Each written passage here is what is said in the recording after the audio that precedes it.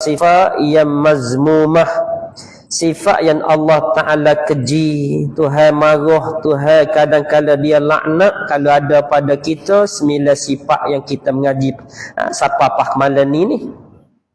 Jadi lapar dah kita dengar daripada sifat-sifat mazmumah, sifat yang tercela, sifat yang Tuhan marah. Maka perlu kepada kita semua kena berjaga-jaga jangan terlibat dengan sifat ni.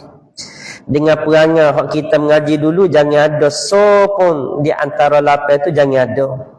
Kalau ada so je, nampak sikit lah kalau kita kecek dah. Daripada 9 yang kita mengaji baru ni, kita kata ada so je hak tak comel atas kawan, tak apa. Jangan. Sekali poso nama dia mazmumah.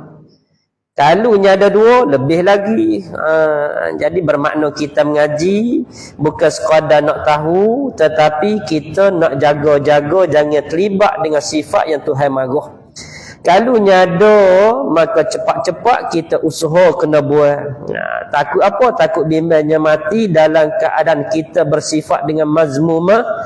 Maka di situ kita bawa masalah yang besar nak bertemu dengan Allah Ta'ala di hari akhirat.